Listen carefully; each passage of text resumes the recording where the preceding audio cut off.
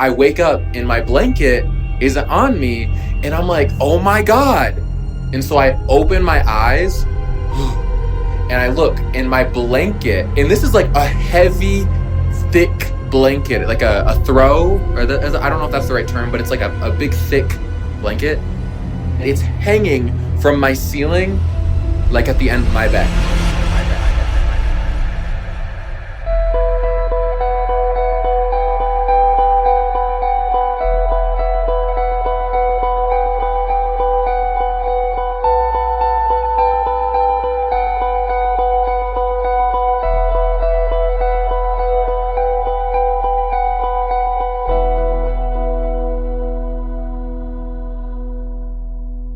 Hello and welcome to episode 54 of Your Ghost Stories.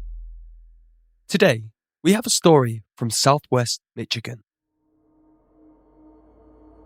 Jack Madden was around 16 years old at the time of this experience and had started to show an interest in witchcraft, spirituality, and all things otherworldly. He began to notice a few strange things occur around him after dabbling in his newfound hobby. But he couldn't be certain if he was just freaking himself out and it was his mind playing tricks on him. Until one Sunday night, when things all of a sudden got very real.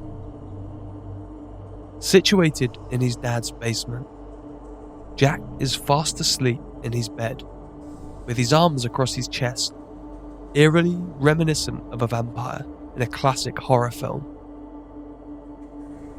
I sleep on my back like a vampire, and I don't move in my sleep. I sleep so soundly like that. I wake up at like midnight, and I wake up freezing, which isn't too abnormal if I don't have a blanket on me. So I wake up freezing, and I notice that my blanket's like all the way at the end of my bed and like off the bed. So I like get it, put it back on me, fall asleep. Wake up again, freezing. And this time it's like 2 a.m. and my blanket again is on the end of my bed, and I'm starting to think about where this story's going. It's freaking me out. It's on the end of the bed, and I, get it back, and I'm like, what the heck? I go back to bed because I'm like, God, like, just let me sleep.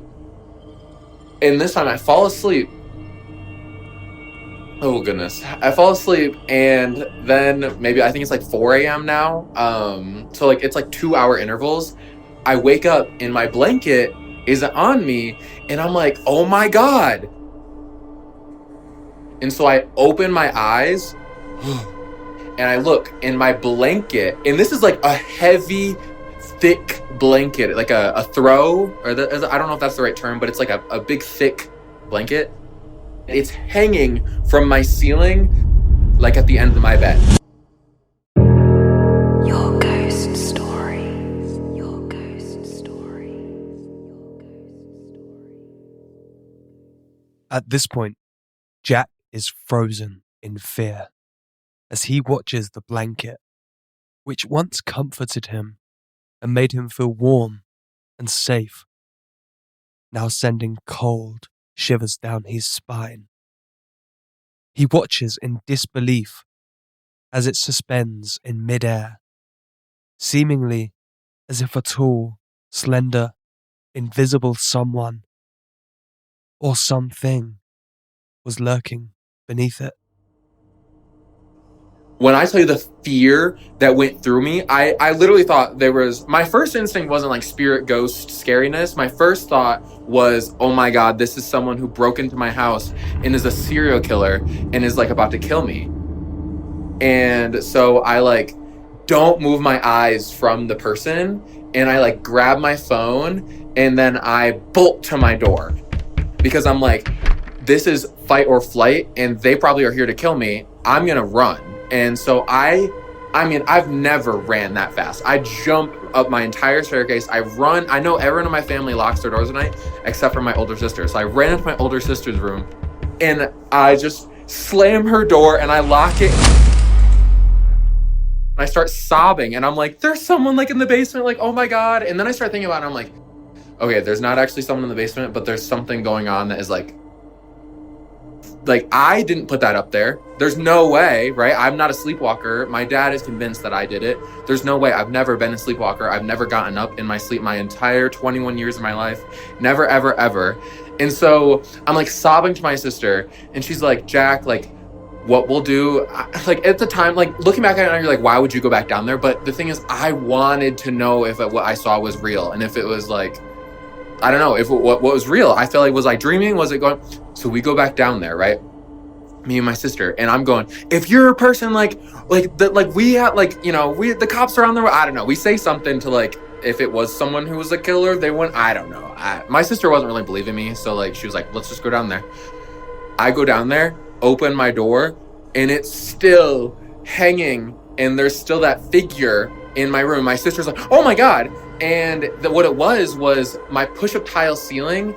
One of my push-up tiles was missing, and the blanket was up in my ceiling, and it was hanging, my big thick blanket was hanging from this little nail that was like this big, sticking out of one of the pieces of wood up in my ceiling, which I've never gone up in my ceiling before. So I wouldn't even subconsciously know that there's a nail in my ceiling, you know, and it was hanging perfectly that it would create thinking about this gives me the shakes. Like, I hate it. Anyway, makes this perfect shape of a person. And then, so I take the blanket down, and I don't sleep in my room for the next like 4 or 5 days. I don't know if you believe in saging or whatever, but it like this really like shook me to my core. So I sage my house, and I like sage every window and every door, and I'm like, and I literally go around my whole house, and I'm like, whatever spirit is here, you are not welcome.